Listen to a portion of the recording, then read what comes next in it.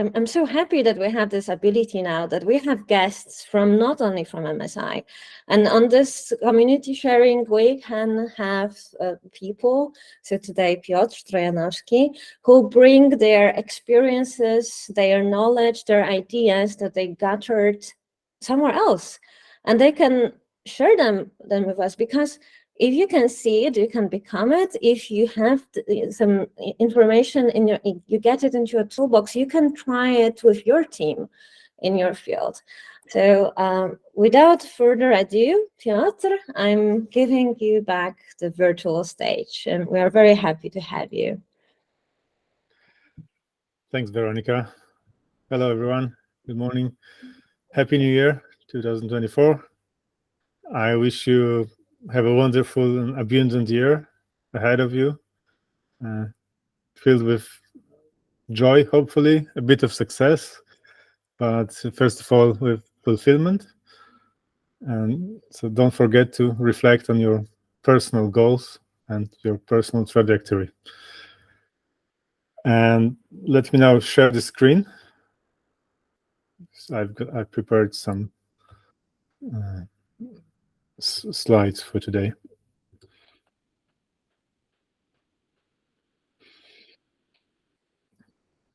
And let me begin with my promise for today.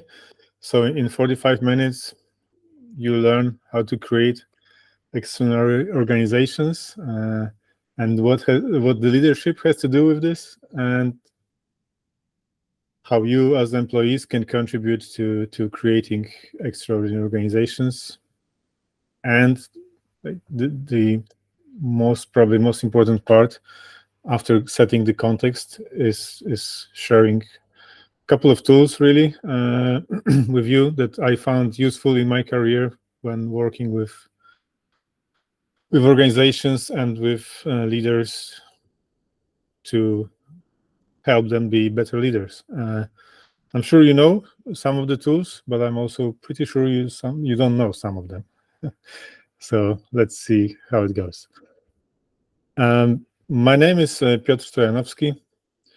I spent my whole career in technological companies, first as a software engineer from 12 years, and then as manager and as an advisor on work effectiveness.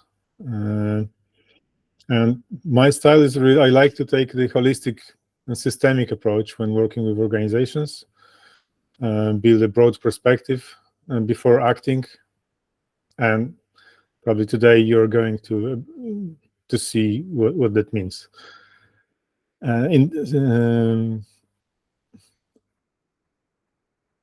Okay. So we start pretty sharp because there's quite a lot of talking from my side to start with. I hope you find it useful. So let me start by warming you up a bit into the context of extraordinary organizations. As you can imagine, since the dawn of human collaboration, people they have explored what it takes to create environments in which work gets done effectively, right? and through which people were able to achieve their goals, right? And with time, as we were able to secure our basic needs, the how and why we work together and have been evolving. And noticed how it shifted from organizational setups which allowed the fulfillment of the hygiene levels of our needs, and now we keep shifting towards the fulfillment of our higher needs. So these days we probably mostly aspire to the idea that getting things done in organizations is just an excuse to seek fulfillment of our higher needs, and also sense of belonging, and also like personal growth, and also impact on the wider community, even on society, and perhaps for some even influencing the whole world itself is of value. I'm not going to go into the detail of this slide. I hope some of you know this model of evolution of organizations. If not, I strongly recommend, because it brings a lot of very friendly and humanistic ideas to why and how we work together. This is of course the Lalo model of reinventing organizations. So historically, like, one aspect was always present in any form of organizations, and it still is. It hasn't changed, and people simply organize around leaders, right? Whatever types of leader they are, people still organize around leaders, and so on daily basis, leaders, they have like lots of duties. But first of all, they point direction, and they explain the purpose, why we are here in the first place, where we want to be in a year's time, or 5 years time, or 10 years time. They also shape the path for the employees and for people to make it easier and make it possible for the whole tribe to develop in this direction, right? And there are two ways to becoming a leader. Right? There's at least two ways. So the leaders can be formally appointed. As you know, each organization has its structure and hierarchy, etc. And such formal leaders are appointed by organizations to play managerial roles, or on the other hand, leaders can also rise situationally, right? So, like, voluntarily stepping into the role of the leader by taking a lead in a particular situation, right? And actually, both of the ways are very important, and both of the ways need to be present in an organization. And also, there are two videos here. Again, I strongly recommend.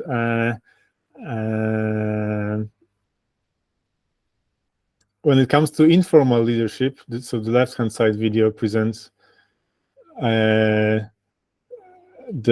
what it takes to become informal leader, and actually takes the guts to stand out from the crowd, and in the first round to get ridiculed, right?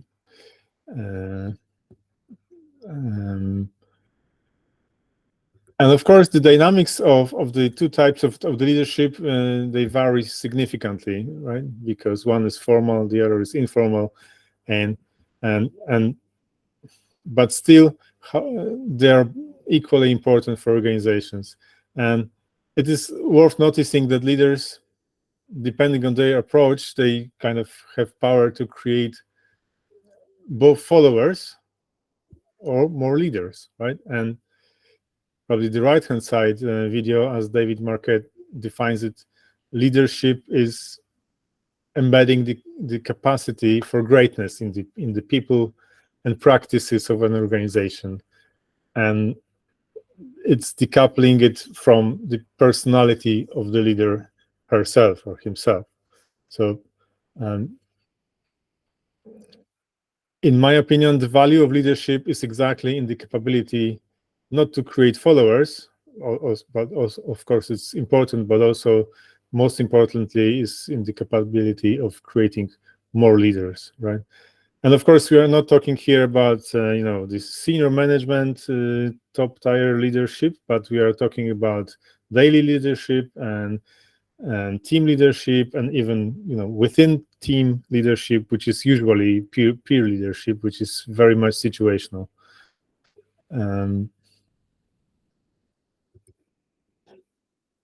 Right, and the question is, so we started with extraordinary organizations, but I switched quickly to leadership. So the question is, why am I talking about leaders, right?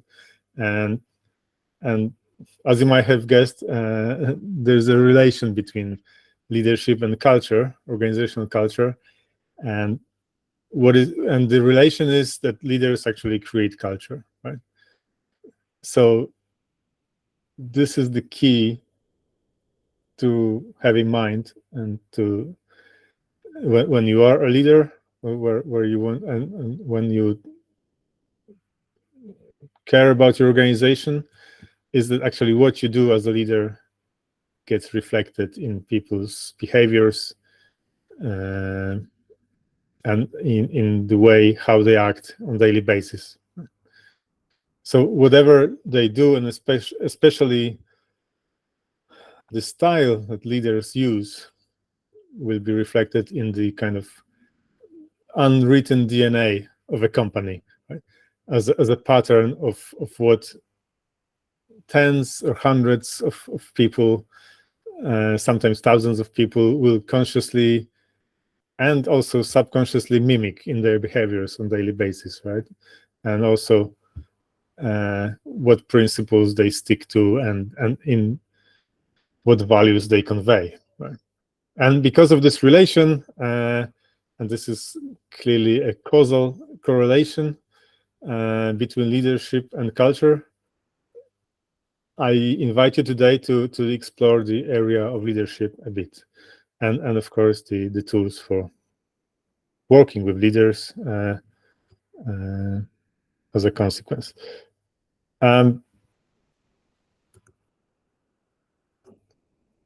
So the natural questions, that one may ask himself: so how can leaders lead effectively, right? Because there are people, and you need to admit it, that it must be a tough task to be a leader, to lead other people,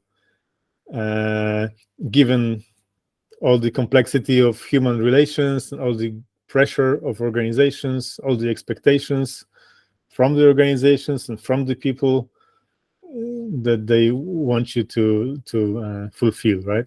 And also, I'm sure you know this feeling when people and colleagues like hold their breaths and just wait to hear what's your message, right? What you're going to say, for them to allow them to act based on the direction you define,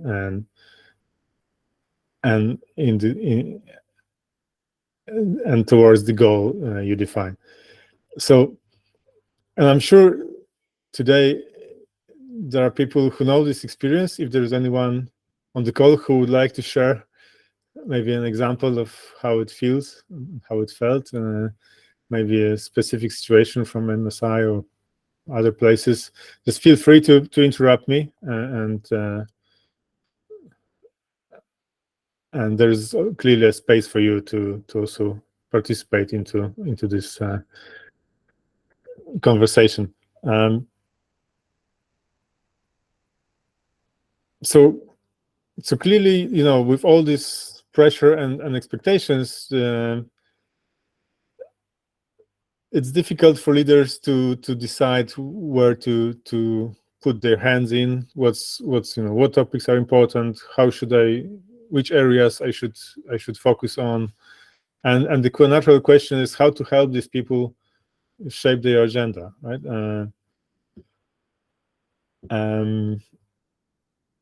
And I don't mean like typical task prioritization, because there's plenty of techniques to just prioritize tasks, like getting things done, or important versus like firefighting. I'm sure you know these tools, but I'm going to show you a bit of like system thinking of leadership in the tools I'll present today. But first, let's look at like a kind of persona of a leader, because leaders to be a leader, it requires like two things, right? One is the internal side of each individual And there is no surprise leaders need to have like some kind of superpowers, right? So, and I'm sure you know what I'm talking about. So they're usually very passionate with people with vision. They have a lot of courage, and they have high decisiveness. And also, of course, they need to be super effective when it comes to communication with groups of people. But in the first place, of course, they need to build trust, right? So these internal traits, they all allow for the leader to bring trust in, and it is actually trust who enables them to be treated as a leader. And this part on the left-hand side, it's pretty much individual. We don't have much access to this level, but there is also, like, in parallel, external area in which we have a super flexible access to the leaders, and we can shape them, their toolkit they use, right? And the toolkit, what I mean by the toolkit, of course, we can definitely help them to grasp the wide perspective. We can help them, to grasp this look from the crow's nest, to see the whole landscape. We can also give them a nice compass. We can provide them with a nice map of the situation. We can also provide them with a mirror, right? Because this is also something I learned they need very much in such difficult positions. So today, again, the tools I'll be presenting, they're all about helping leaders to gain the awareness of situational awareness of where we are as a company, or as a team, as a group of people, where we want to be, and make decisions and prioritizations based on high awareness of the situation.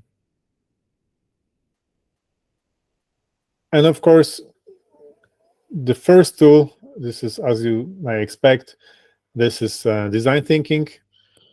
And for me, design thinking is a mother of all perspective expanding tools. It's like a base for enhancing awareness landscapes, right? It really creates landscapes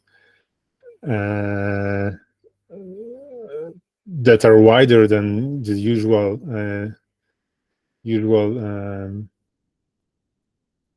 landscape of people who are very much into actioning, right?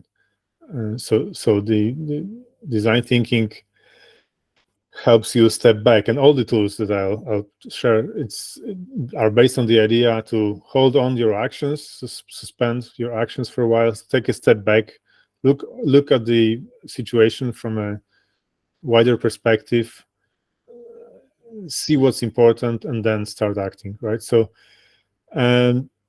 design thinking is, of course, has a double diamond structure. It allows to first explore the problem space and then switches to the solution space. In the problem space, it's got two phases, like discovery and define, which is based on first diverging into the wider space in the first step, and then with the wider view lets you converge into some conclusions, right? And the same happens in the solution space. You first expand your horizons to then converge and deliver the solution. So design thinking takes no shortcuts. It allows to avoid most frequent mistake of jumping directly from a problem into a solution. Some people are proud of, look how fast I can fix problems. This is pretty narrowing down type of mentality, which actually creates more problems, in my opinion, than it solves. So it's like similarly, like something. It's like something like reacting to your emotions, right? Without allowing a moment of reflection on a meta level on what happens to us, right? So if this is also very similar process, right?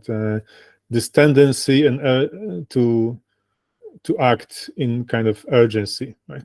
And this is something we need to all learn. This is not natural for us. We are still pretty much using the reptile brain when it comes to difficult situations, right? Which is like based on automatic reactions. So design thinking, again, tries to insert additional levels between like the situation and the need for action and actually the immediate action. It inserts in the level of kind of building awareness before you decide which is the best way to react in this situation. And of course, one more thing. Of course, you know that this is actually the structure on which the Agile retrospectives are built. Pretty much the same. First, diverging, grasping the wider perspective, and then converging into what really is important in a situation. Second tool, I'm sure you also heard about this, radical candor. This is for me like a leader's mirror, right? And I saw people, and also myself, I guess yourself too. There were situations in which you could shout like a kingdom for a mirror, right? Because sometimes it really takes awareness to understand how people see you in action, right? And thanks to radical candor as a kind of mirror for a leader is the ability to see herself or himself in action, how people see me, what my style is actually causing to the people, what is it causing the effect I'm expecting to see, what message am I conveying, is the communication clear, and are my actions reflecting my intentions, and so on and so on, right? So this is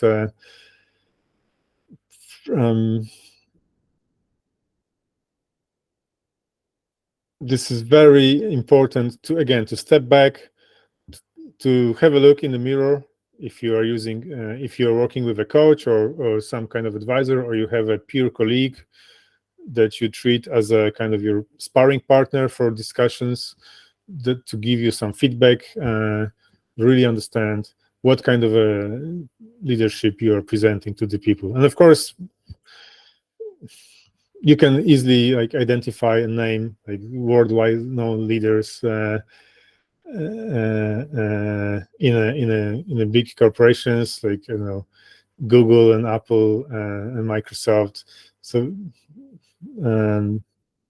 I'll just mention one person who was recognized as a kind of unclassified in the lower right-hand side quadrant as obnoxious aggression, which was Steve Jobs. Obviously, he was famous for his challenging directly, but not necessarily like enough of personal care, right? So he was so controversial in his actions.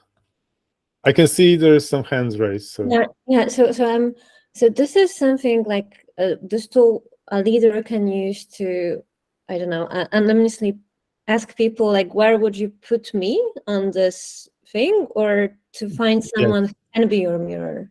So you can have like one-to-ones with your trusted colleague, right? Maybe coach, maybe just your colleague from the team, or somebody from organization who you trust, and she can provide you with some feedback. You can also run polls, right? And this is maybe important because usually in organizations, all the way that people get assessed is really top down, right? So your boss comes to you and says, this is our annual review of your performance, blah blah blah, I score you at this scale. But actually it's really pretty rare still to have this process from the bottom up, right? So when the people assess their leaders, and this is it's even more important than the top down. Like top down is important for HR for various reasons, because there are, performance systems and career development stuff. But actually, I believe that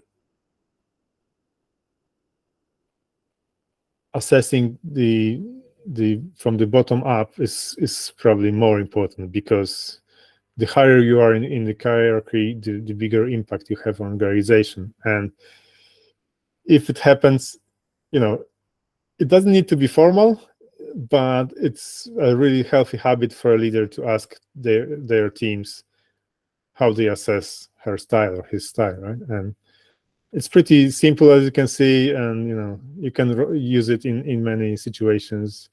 And I expect leaders to be open for feedback, always, right? So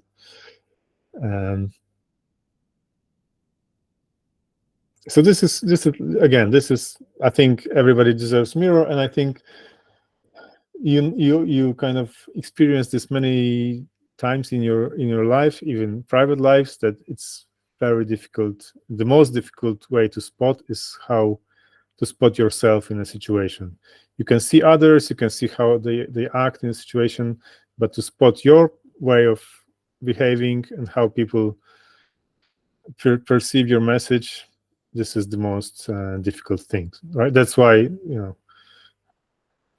coaching is so popular, and that's why feedback is so important. Let me check time. Okay, not bad. Right, so we covered 2 tools already. Do you have any questions so far?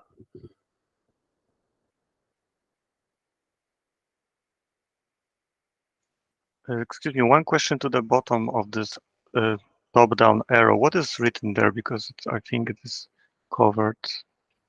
Oh, this I mean, is just. Oh yeah, okay, something. Okay, okay, like swearing. Okay, I get it. Thanks a lot. Swearing. Righty. Okay, so there are 2 more tools I would like to introduce, and I'll introduce them. These 2 first tools, they are pretty widely known, so I just treat this as kind of reminder for you and recall that they are available and you can use them. But when it comes to these 2 tools that they are still ahead of us, I will provide also examples how to use them, right? Because they may be pretty new to you. Overall, you can use each one of these tools in various situations: one-to-ones, team meetings, retrospectives, some brainstormings. Just match the context, and I'm sure you'll find something for a particular situation. All right, so tool number 3, it's called the Pillars and Levers of Organizational Mastery. It's developed by my colleague Doug Talbot. You may actually know him. He used to work in Poland as well for Ocado company. They are also in Krakow, as far as I know. And he was like a big fan of organizational development, and he tried to find ways to understand how to help leaders make sense of so many tools that are available. And so he created this simple 3x3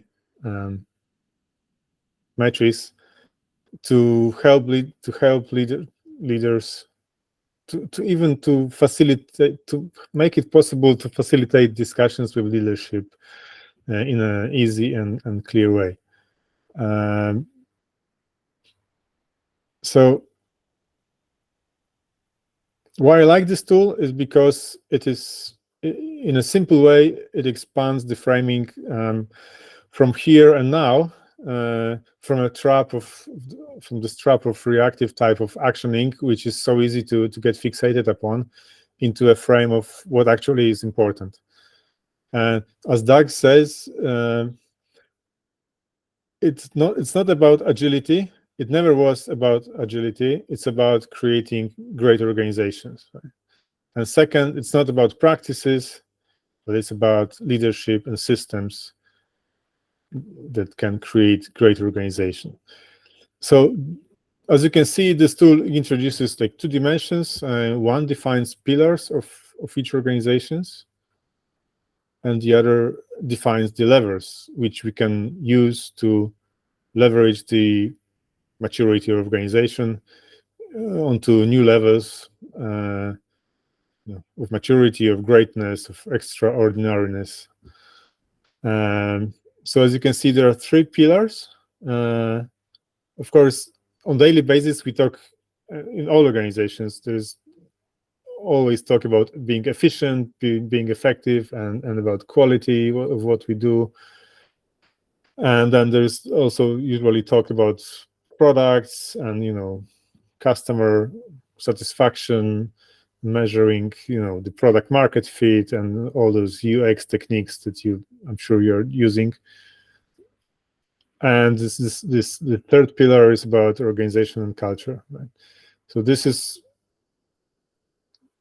pillars are present in each organizations, and the question is, how can you master and shine in each of these areas? And for this, there are three levers.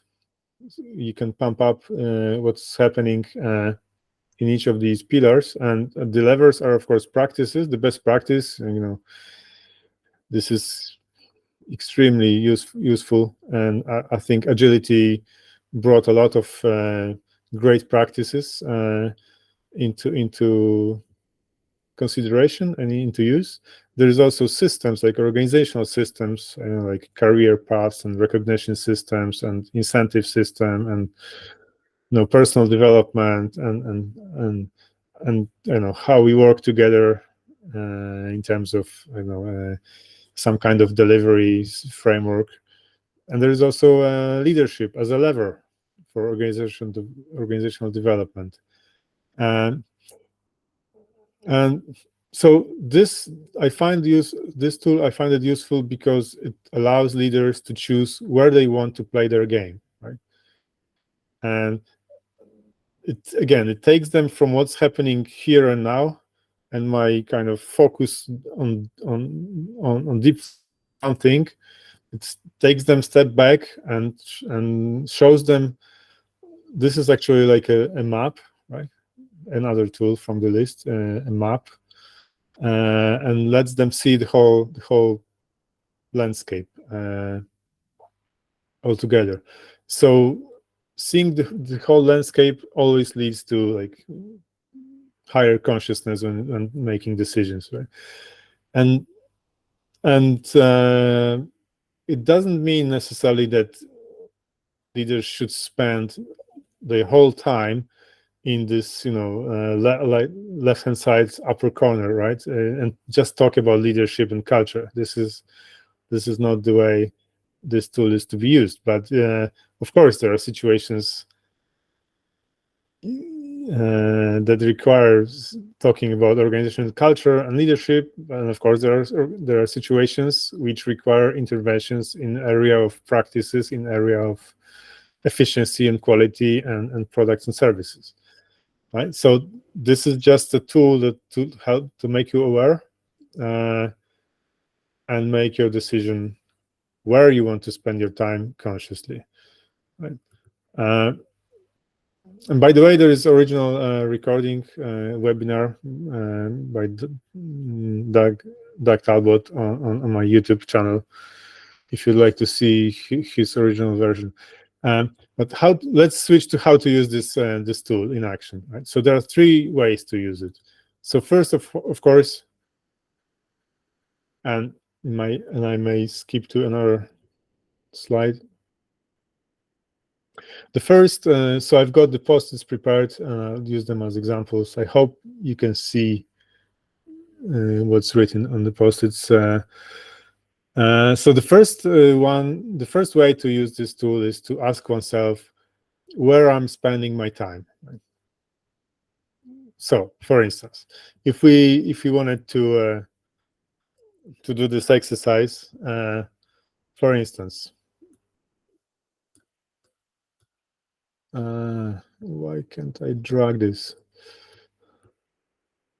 I probably have to get out of the presentation mode. Maybe exit full screen. Can you see? Can you still see? Yeah. Well, okay, so I can drag them. I think if you get out of presenting, like presenting the frame, you will be able to. Oh, really? Okay. Yeah, I think so. Yes, thank you so much. Okay, so for instance, customer obsession, where would we put it? Probably somewhere, well, definitely here, right? Maybe even here. And maybe it actually spans across the whole column, but let's put it here, customer obsession. So product market fit, right? Similarly, somewhere here. How we get things done here, it's probably leadership and culture. How we make decisions here, again, maybe there is some systems for decision making, and decisions always result of some kind of organizational systems, right? OKRs definitely how our organization tries to achieve their goals, right? So this is a system. Approach to innovation is how an organization enables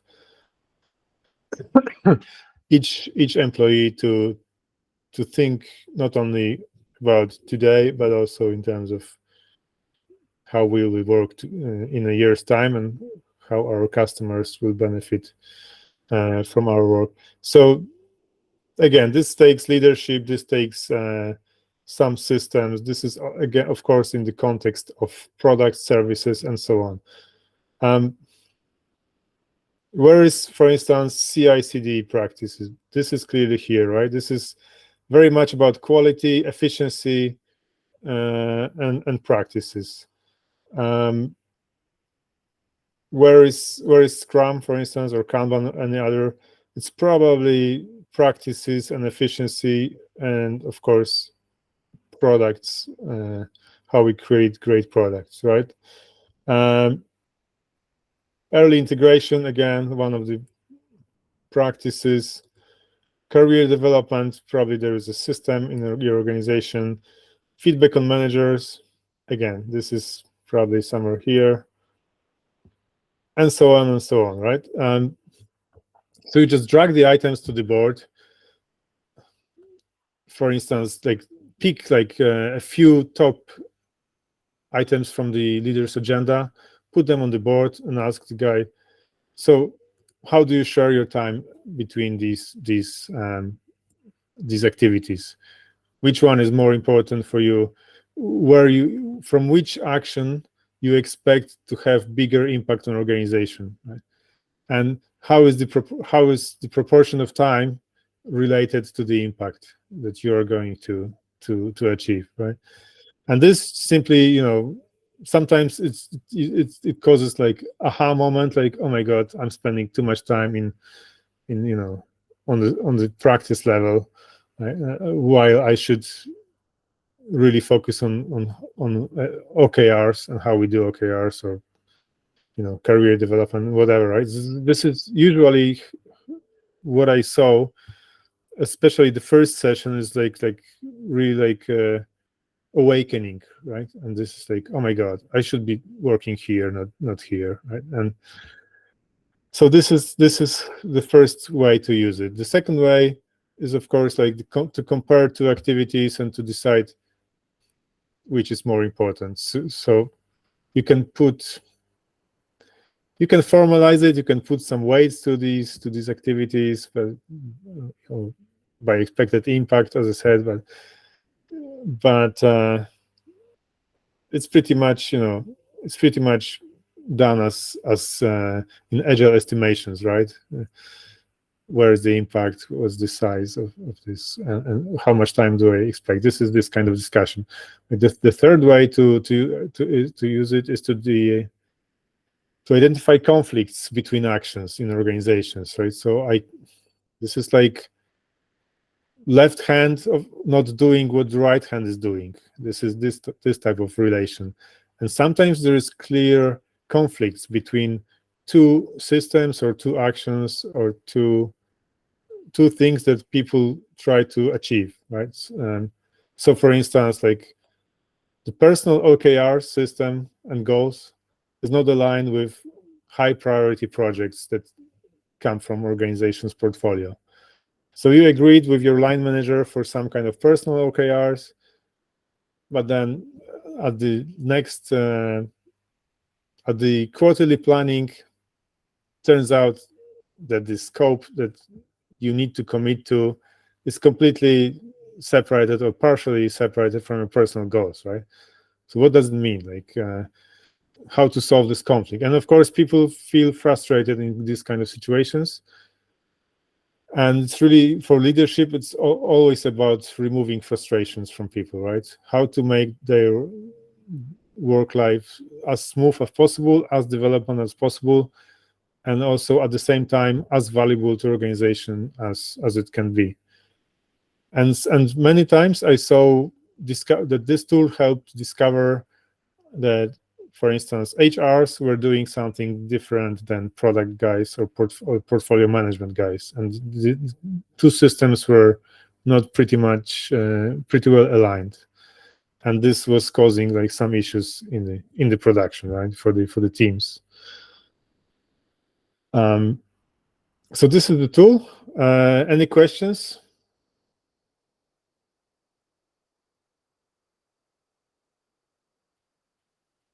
Probably, if there are questions, we can address them in the next 45 minutes. Another tool, and I'm sure, just let me know whether you still have appetite for another tool, but there is one more. This is what I call 4 lenses of integral agility landscape. I'm going to cover this in 5 minutes. So for those of you who need to decide whether to stay or not, this will take 5 minutes. So this tool is pretty much similar based in the concept of expanding perspective. This is like building a landscape, building a map for the leader to understand what's going on and what's important. And it's based on integral agility framework by Michael Spayd. And the whole space of of organizational life is divided into 4 quadrants: the inner quadrant and the outer quadrant. Inner quadrant represents what happens internally, and the outer right-hand side represents how it manifests, how our thinking and values and mindset manifest in external actions. Right? So there is areas. The upper corner on the left-hand side is about leadership and mindset. This is this one is about practices and behaviors, organizational culture, and then organizational architecture, which is systems, how we work together, what's the structure, what processes are in place, and so on. And here is about organizational culture, which is how we create value here, right? How we work together, and so on. There is again a video introducing this tool To give you an example, again, it's as simple as putting post-its on the board. So I had a situation where like a group of coaches from an organization came to me and they actually wanted me to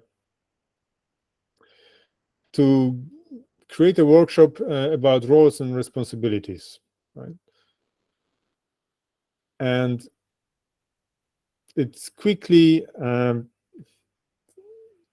and I started asking really why about roles and responsibilities, why is it important, in what context we are talking, and what problem you're trying to solve. And actually we the situation was that they were asked by leadership team to understand a certain smell in organization. They discovered that similar roles of product managers were duplicated between both in technology and in business. And they tried to clarify the roles and responsibilities, the division of roles and responsibilities between IT product managers and business product managers, right?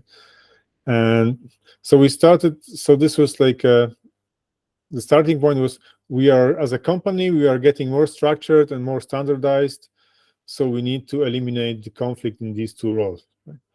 And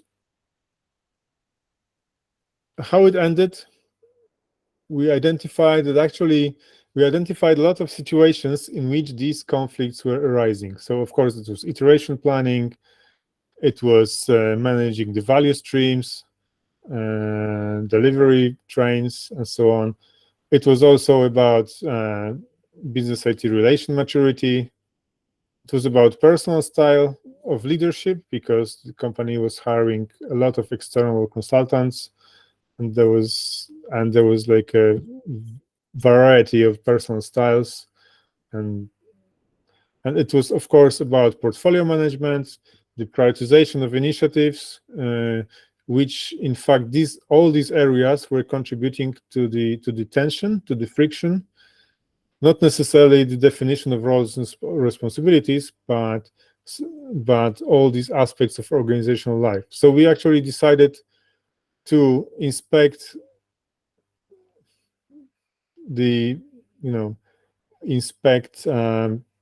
what happens in these particular situations, iteration planning, portfolio management, because it turns out that these processes and these systems were actually a source for the conflict.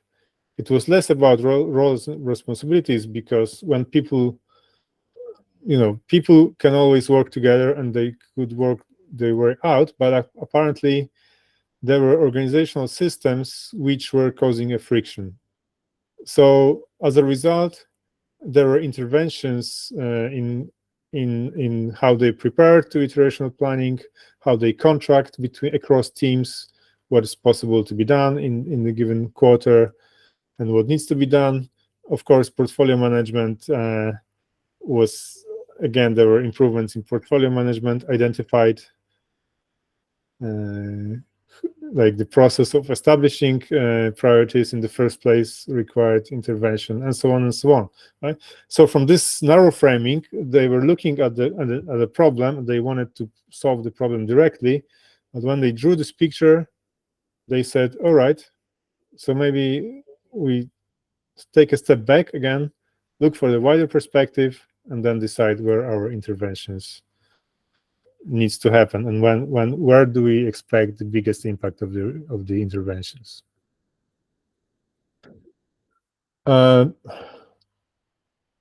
right, so let me quickly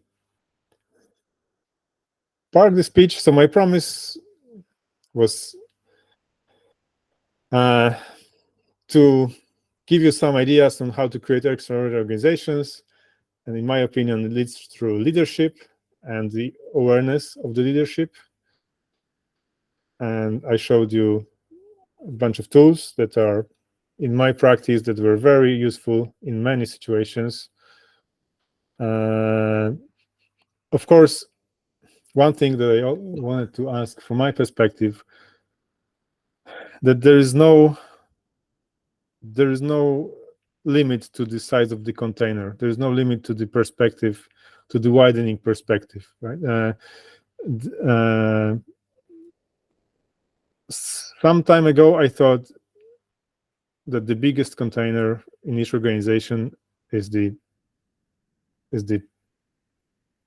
great products, right? Everything can sit in the great products. But actually, I discovered that maybe there is even bigger container and the bigger perspective, which can be, for instance, saying we are not here to build great products. We are here to build better us, and only through better us we can play a better role for society, for the customers, for the products, and for ourselves. Right? So I encourage you to, one thing I want you to remember, never forget to expand your perspective before you make a decision. This really helps you out of the narrow framing and brings you richer palette of options for you to use.